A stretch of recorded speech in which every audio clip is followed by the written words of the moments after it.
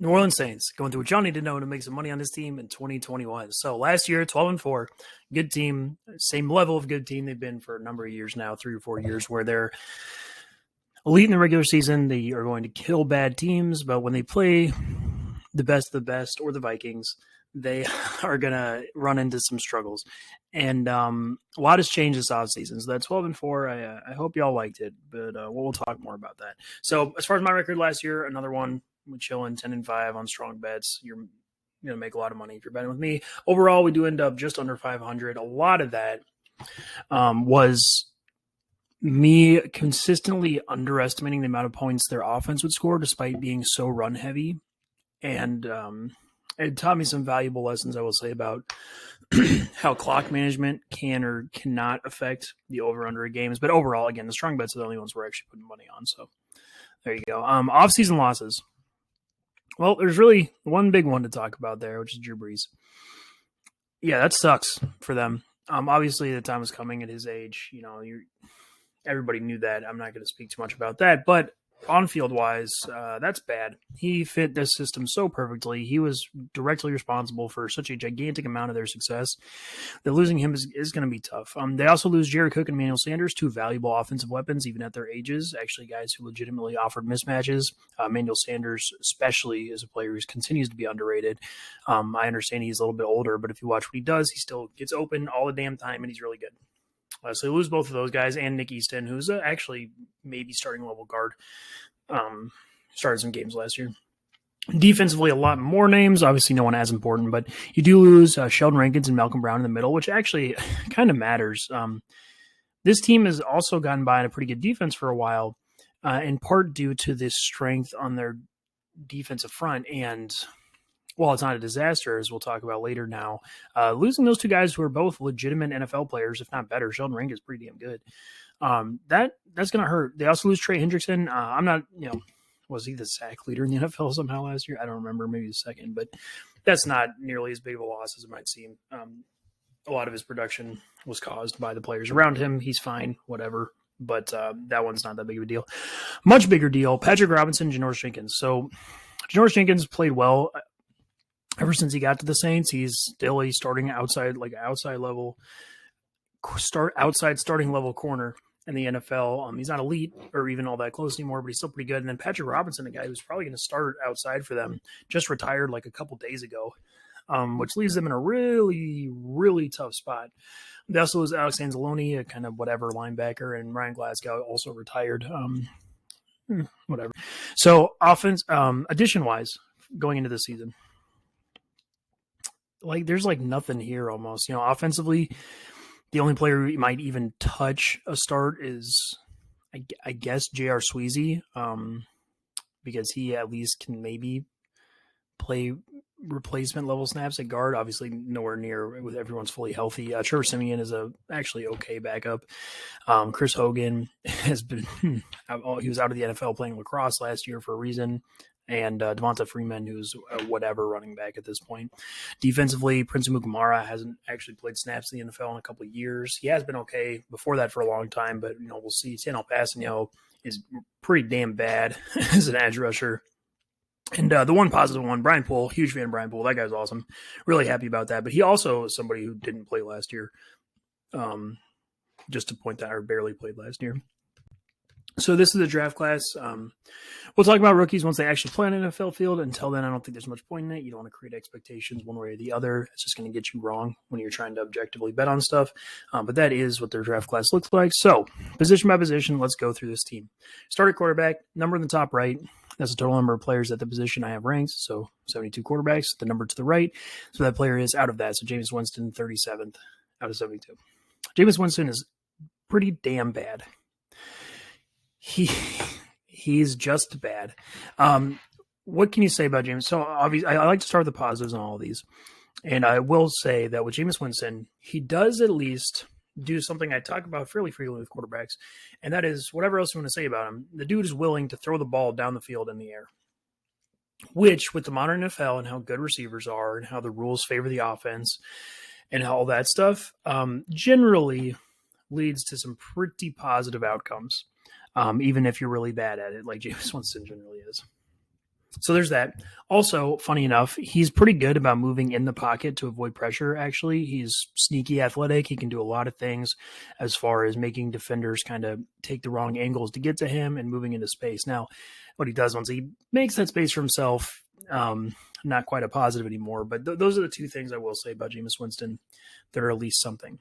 Bad things wise, though, you're talking about a player who he very clearly does not understand NFL defenses on like any level. He doesn't understand why they move the way that they do, when they're going to move, if they're going to at all. It seems like he takes a snapshot in his brain of where everybody's standing and thinks they're going to stand where they're standing the entirety of the play. He makes really bad decisions again down the field. Even when he is throwing the ball like in the air down the field, he will put it in places that make just nobody able to catch it, or is way, way too much of just like a 500 jump ball instead of at least favoring a receiver a little bit. He doesn't really get through progressions at all. He doesn't read the field well. Like, there's almost nothing positive you can say about Jameis Winston, to be honest with you, except for his just willingness to take risks, which, while it does get you somewhere, it doesn't get you somewhere very far. As backups, we have Taysom Hill. Taysom Hill, he does do positive things as a wildcat type quarterback, as a runner. Sure. As a passer, he is bad. Now, it is a very small sample size, I will say, and it's not like they ask him to run a lot of normal passing plays, but when he has, it is enough for me to be worried, because it's not like he's ever shown any ability to do it. Like, he does have arm strength, I will say. When he puts the ball down the field, it looks okay, but as far as like placement, accuracy, timing, the reasons why he's doing it, none of that is encouraging really at all. And so if you have on the field as a quarterback for any more than those wildcat goofy snaps, I think you're probably looking at a whole lot of turnovers and a whole lot of 3-and-outs because of bad decisions through the air. Trevor Siemian, he is a backup who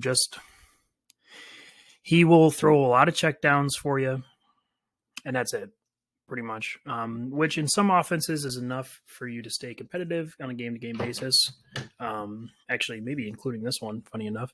But overwhelmingly is not, again, going to get you very far as being a competitive football team with that from your quarterback spot. So that's a tough start.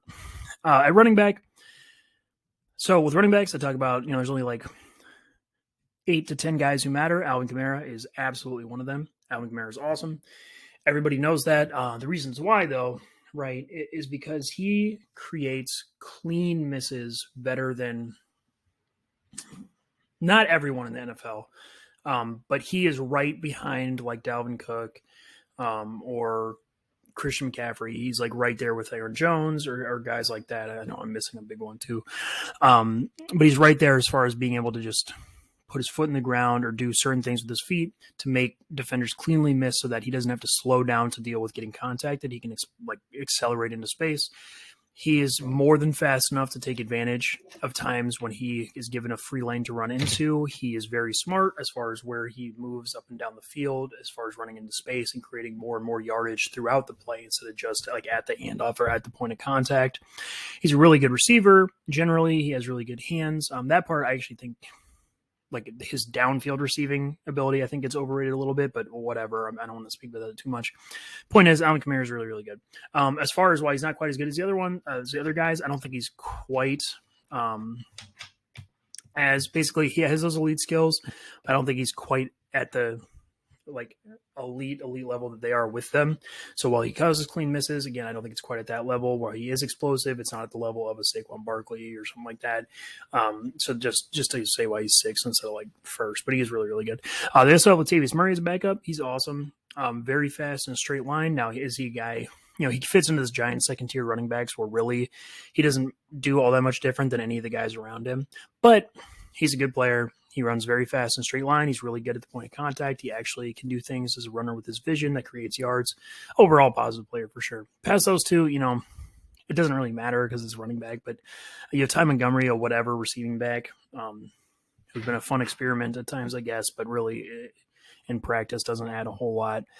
And Devonta Freeman they just signed, who, listen, in this offense, if you give him 20 carries, is probably still good enough to be Like, he's fine. He hasn't slowed down that much, but is he a difference maker or even close to it at this point in his career? No. At wide receiver, so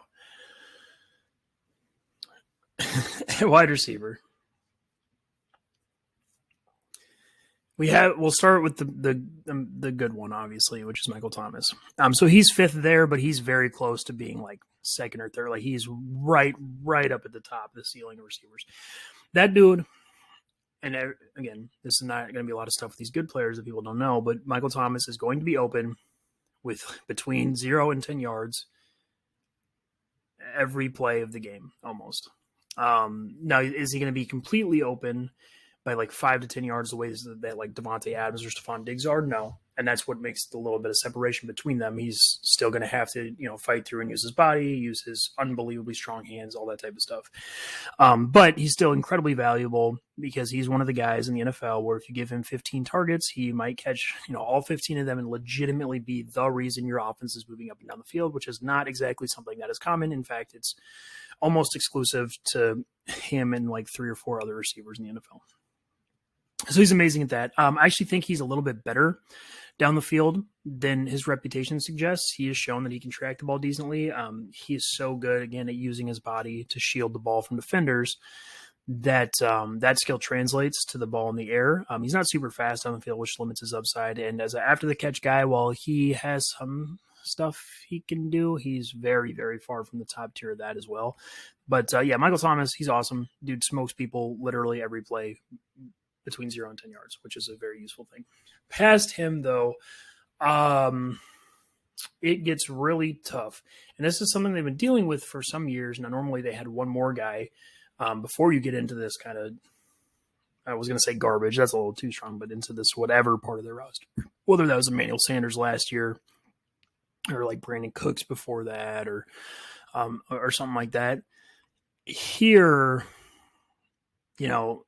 I think probably starting on the other side for Michael Thomas is going to be Marquez Callaway. And also, I should mention, too, Michael Thomas is hurt, so he might not even play until like late into the season, which is really worrying for a million other reasons. But, yeah, Marquez Callaway. So Marquez Callaway, I do think, does some nice things as far as a guy who functions like Michael Thomas, like between, a 15 or under yardage guy who's going to be able to find space, who has a big body, who has decent hands, who's going to be able to help you move the ball. But he really, really maxes out there at like just marginal usefulness. He's nowhere near as good or consistent about that stuff as Michael Thomas is. He is just a guy who is going to run a 5-yard curl and be kind of open sometimes. And that, again, only gets you so far. It's more complicated than that. Like I said, I do think he can help you beat zone defenses. He's seems like a pretty smart player, but in the modern NFL, his skill set is not something you can lean on and be successful. You have Traquan Smith, a player he's all right. If you give him 3 to 5 seconds down the field, he's good enough and fast enough to get open. He's shown that he can do okay with contested catches. He's just overall, he's not a useless player. If he's your third receiver on the field, he's literally proven with the Saints that he will be useful. But as far as what, he is adding to your offense, I don't think it's a whole lot. And he's definitely not somebody who I think has any more of a ceiling than he's shown, because he's not somebody who's going to get open with a large amount of consistency or take, 10 targets and turn that into real positive production. Backups wise, you have Deontay Harris. Deontay Harris is awesome, actually. That dude is amazing as far as like a gadget player, a dude who even has some receiver skills from the slot. Overall, I think he's a player who could be a lot better than this, arguably, if the Saints were willing to give him a bigger role in the offense, which they very well might this year. Super explosive, very, very good with the ball in his hands. Again, he actually has some legitimate receiver skills, really fast. Like, Deontay Harris is awesome. After that, so little Jordan Humphrey is just not like, he's so slow laterally, and he's not fast in a straight line. It's not like he has good, like, I don't want to be super overly negative, but he should not be on an NFL field if your team is trying to be competitive. Austin Carr as a bigger slot receiver, kind of classic to the Saints system, I think has shown some things at times, but is he somebody, again, who's adding something to your offense? No. Chris Hogan, he has the brains for it, does not have the body anymore, will not create separation. He's just not enough of an athlete at this point, despite how much he can understand route concepts. And then you have a bunch of guys who've kind of been in the system, like Tommy Lee Lewis. He said Winston Jr. was here, but they're not encouraging at all. So then we get to tight end. And again, it's kind of tough. Adam Trautman as your starter. So that one I will say, he might be better than 43rd. He might be quite a bit better than 43rd for sure. He has a pretty small sample size as a relevant player in the NFL. It's literally only part of last year as a rookie. And it's not like he was all that bad. But he definitely, I think, I would be shocked if he ever gets any higher than this type of tight end that there's a million of them in the NFL where, like, yeah, if he's supposed to be open because of the play you're running, he'll be open. He is occasionally going to show, like, hey, I'm 6'5" and really big, and like I can make some, catches because I'm big. And he'll be an okay blocker, but is he ever going to be somebody who gets past that, who adds things that make a tight end truly valuable, like, getting open against man coverage, being fast enough or good enough with the ball in his hands to actually create yards past what he just should have gotten anyway? Is he going to be a lead block? Like any of that stuff, I don't think it's there with him. So you can take that for what you want. I think whatever. If the rest of your offense is good, he's fine as a starter. If they're not, maybe not. Then you have Nick Van Nett as a backup. He's bad. He's okay. That's a little strong, actually. He's an okay blocker, but as a receiver, he's shown to be like pretty super not valuable throughout his career. So that's not exactly encouraging. Alex Arma was a fullback on the Panthers who was really mediocre, who comes over. And then it's a bunch of guys who have either not played in the NFL or rookies or just, whatever players. On the offensive line, so this is what saves everything for the Saints this year, potentially. They're still, like, awesome. Teron Armstead and Ryan Ramczyk are very likely the best tackle duo in the NFL. Ryan Ramczyk, as far as I'm concerned, is the best tackle in the NFL. He's amazing. He never loses. He kills people in the run game in ways that, like, only a couple other players of the last, 5 to 10 years do. Ryan Ramczyk is absolutely incredible. Teron Armstead is also very, very good. I have a few more issues with him as far as a pass protector, being a pass protector over, a long period goes, because you do have to remember with all these offensive linemen here with the Saints, they're used to playing with Drew Brees, who gets the ball out very quickly and very consistently quickly. That is not going to be the case this year. And Teron Armstead has shown actually that when he is asked to pass protect for a longer period of time, while still definitely good, let's be clear, I'm just trying to highlight what could go wrong this year. He's not quite the elite player that Ryan Ramczyk on the other side or other tackles around the league are. So that's my one thing with them. As a run blocker, he's also amazing, though. He's extremely fast. He can affect even safeties 30 yards on the field. He's awesome at that. Depth-wise, even I actually like James Hurst. Hasn't played a ton of snaps, but I think every time he's played, he's been pretty damn good. Now, granted, he falls in that same, Drew Brees is probably protecting him a little bit, but I do like him as a backup for sure. At guard, Andrews Pete is okay for sure. He is pretty damn good as a run blocker, actually. He's like a power run blocker. He can move dudes, especially in double teams. He is not nothing as a downfield athlete. He's overall pretty good. As a pass protector, he definitely does sometimes get beat just cleanly pretty quick, and that is concerning, but it's not like it's something that happens every game or every other drive or anything like that. You could do a million times worse at guard, and he's somebody I'm more than happy to start, especially in this offense. I think he fits pretty well. Cesar Ruiz, first round rookie last year, he was not very good. He wasn't bad.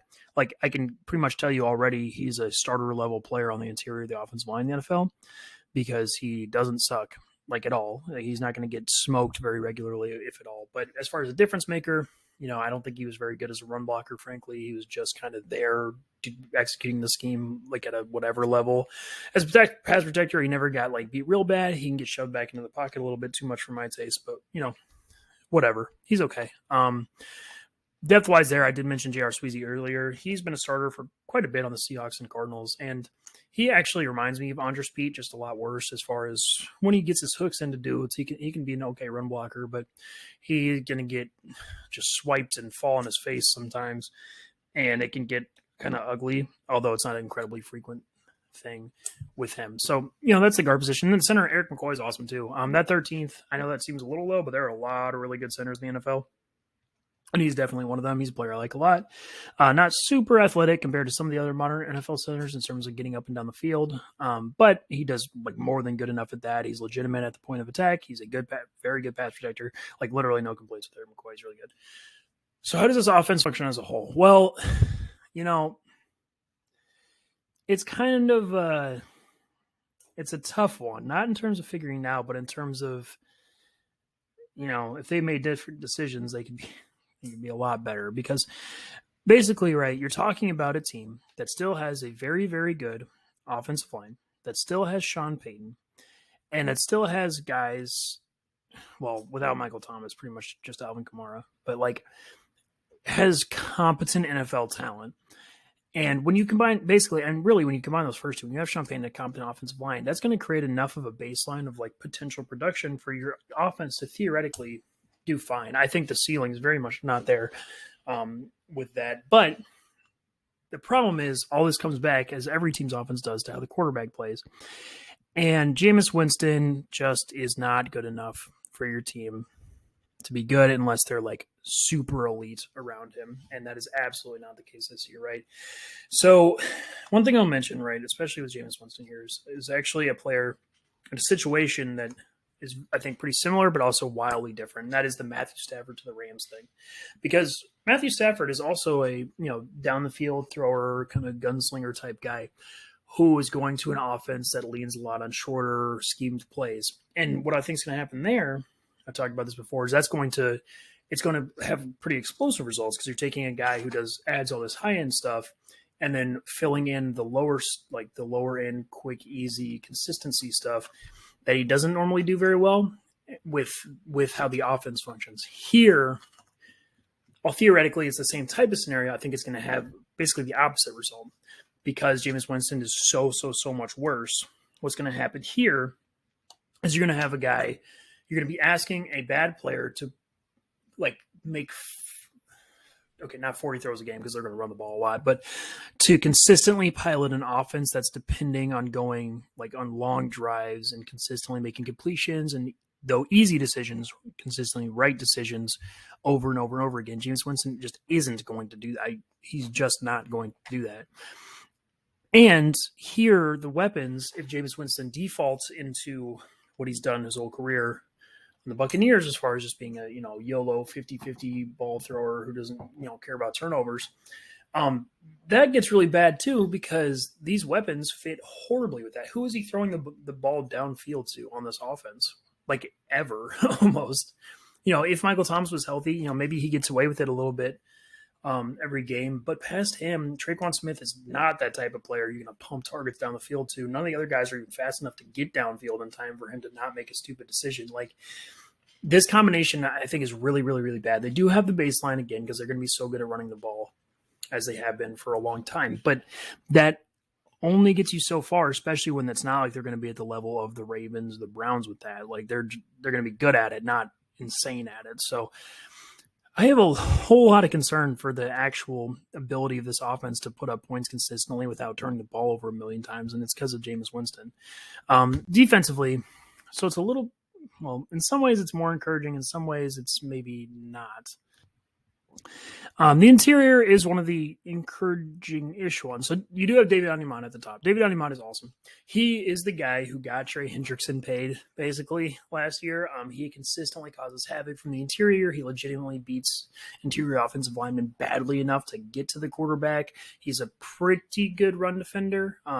Definitely like way above average. He's a good player. Overall, he's a super impactful guy. Huge fan of David Onyemata. Past him, while you do have two capable guys, again, I will say I'm worried about the loss of depth here because Malcolm Roach and Shai Tuttle are both pretty good. Malcolm Roach is a little bit undersized for a nose tackle if that's where he actually plays. They're not really going to be stuck in positions here, but he can make plays in the backfield a little bit. He's not a disaster, and so really, he's a decent player. Shai Tuttle actually very similar. I don't think he's quite as good, and he's definitely not quite as much of a guy who's going to actually make plays in the backfield. But you can't always get that from your interior guys. So I do like those three, but where they go from like having 6 capable or so interior guys in past years to really just those three. Maybe one of these other guys steps up, but I don't really think there's any reason to think that's the case given their draft pedigrees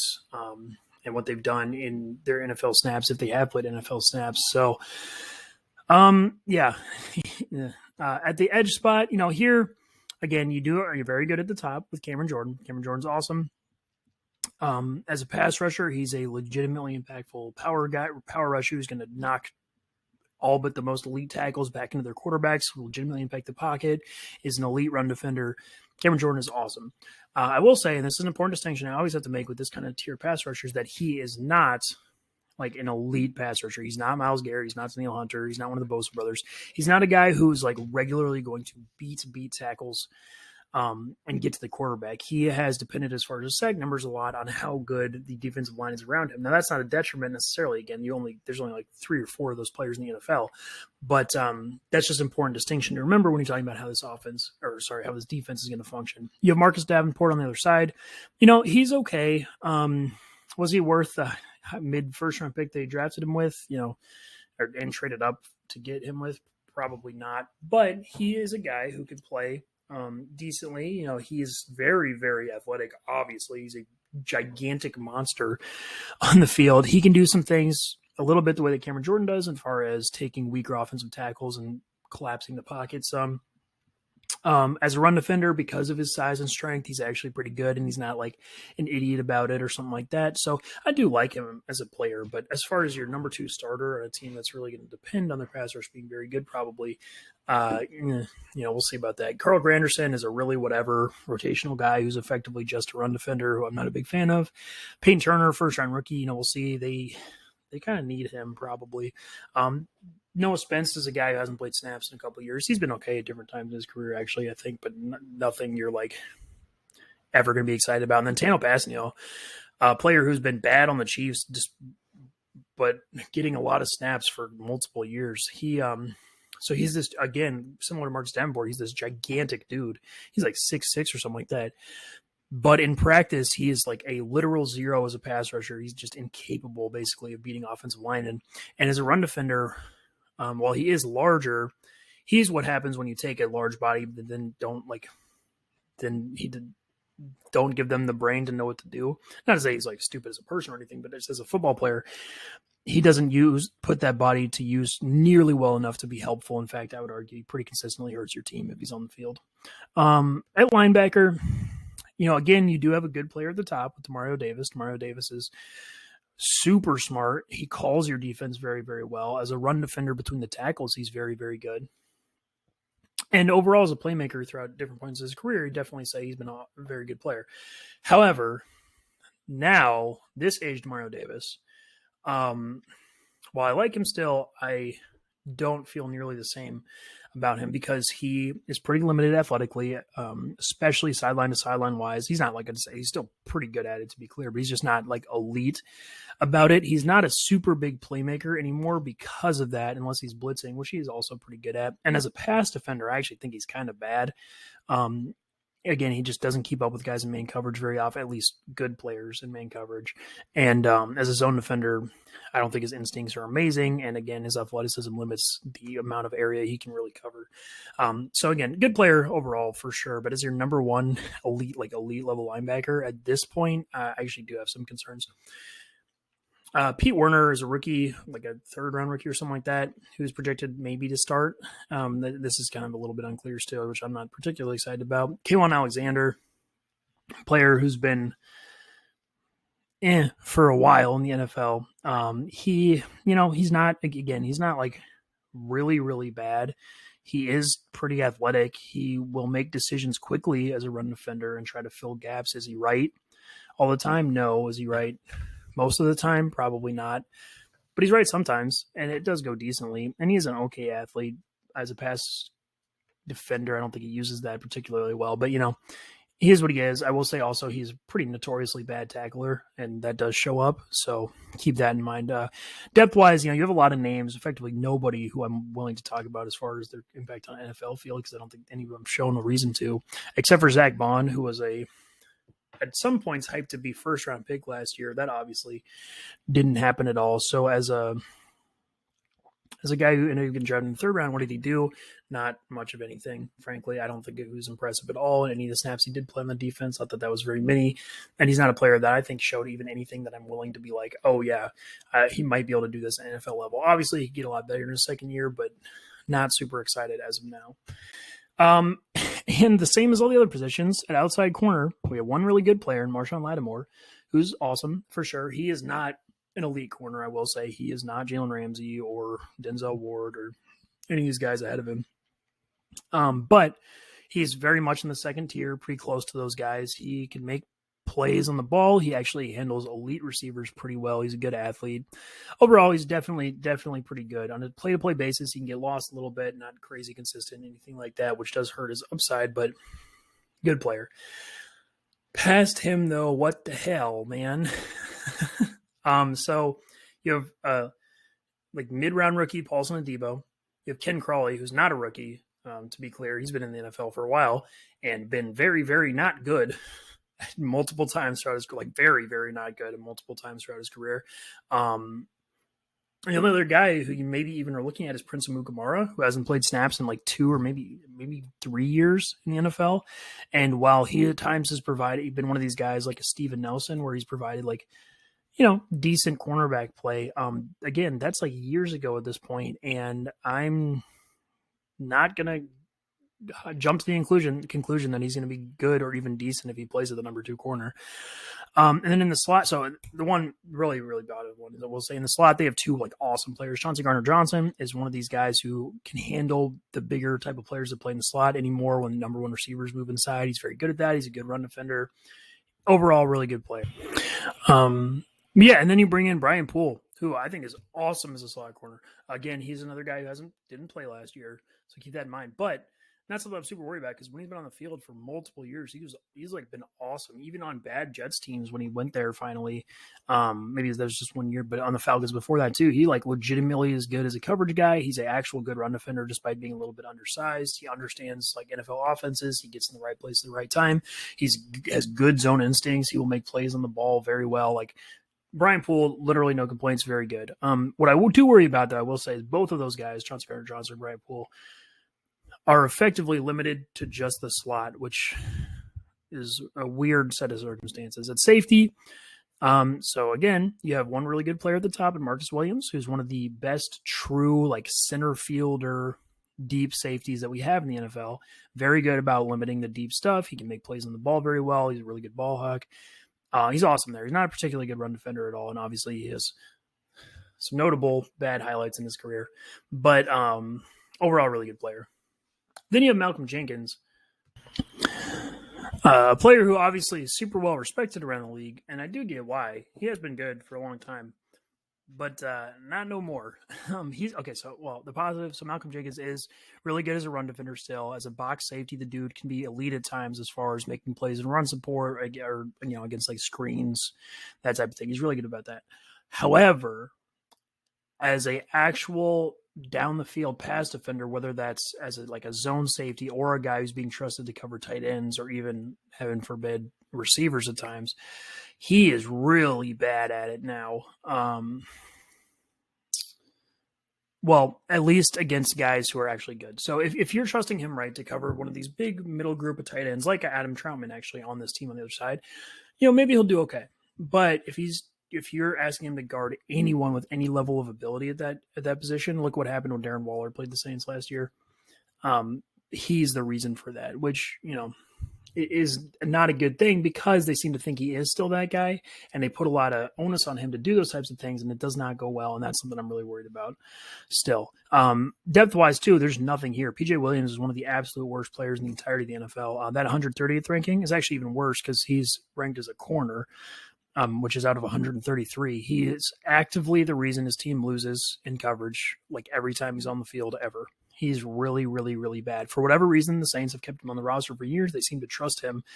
But, I mean, you can just clearly see whenever he plays on the field that he just gets smoked and lost and, mossed, and he can't tackle. He's actually not that bad as a tackler, but he is really, really, really bad. And the way that the secondary is going, where they have a bunch of unproven stuff, it kind of makes you think, are they going to look at someone that has been in their system to actually play. And if that gets you PJ Williams, it's going to get you a bad defense. So how does this defense function as a whole, right? Well, I will say that against teams that are trying to run the ball a lot, they're still going to do okay because of the strength in their front four and the fact that Mario Davis is still going to be capable about that. Even Keelan Alexander is. They're going to be a reasonable run defense. Are they going to be elite? I don't think so. They don't have enough like playmakers or truly good linebackers, especially because generally you need to have more than one to be a really good run defense. But they're going to be okay with that. As a pass defense, though, man, like if they're playing bad teams, sure. But if they're playing anyone who can even remotely start to take advantage of how bad they're going to be at spots in the secondary, then I get really concerned because it's not like their pass rush is going to be good enough to make up for it. It's going to be fine because of Cam Jordan and David Onyemata, but those two aren't like, that's not a super elite pair. That's not best in the league like they probably need, again, in order to make up for potentially 3 spots in their secondary that are just like black holes that are just going to get bodied on like a almost snap to snap basis, especially again if PJ Williams plays. So I get really worried about if they play any really competent pass defense because they just don't have the high end talent to keep up with it anymore. And we've seen the Saints be really, really, really bad defensively. People forget about that because they've been good the last few years, but like under this coaching staff, basically, they've been really bad before. So looking ahead at the schedule, I will say, despite how bad I think this team probably should be, they get off a little bit easy given their schedule. So offensively, right, what does this team need to succeed? Well, I think what they really need is they need the other offense to not just outpace them immediately. Right? They need to be able to run the ball a lot. They need to be able to let Jameis Winston make his mistakes while still being in the games that when something does go right because of Sean Payton or because of Alvin Kamara or something like that, it's a meaningful score instead of just them, stat padding in a blowout. But they happen to play potentially a bunch of bad offenses. I mean, you catch the Panthers, obviously, twice, who are in the division, the Patriots, the Giants, like Washington football team. Well, none of those I'm necessarily going to say are bad offenses. None of those really have a potential to be all that good. And while they are, issues, they do also play the Seahawks. They play the Packers week 1. Yikes. They play the Buccaneers twice, the Bills, stuff like that. It's not like it's every week. So that's a plus. Defensively, they basically need to play bad teams. They need to play teams that aren't going to kill them through the air, so that their strength and run defense and their still some elite playmakers have a chance to keep them in the game. But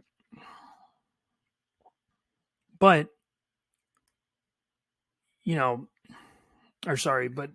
just doesn't exist that much throughout their schedule.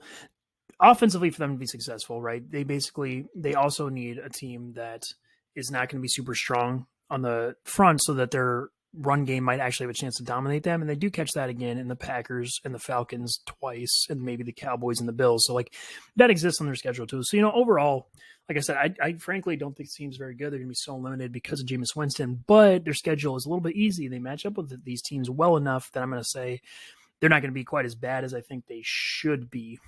Not that that's encouraging. And the point is, don't expect the Saints team to reach even near the same level of heights that they have for years now.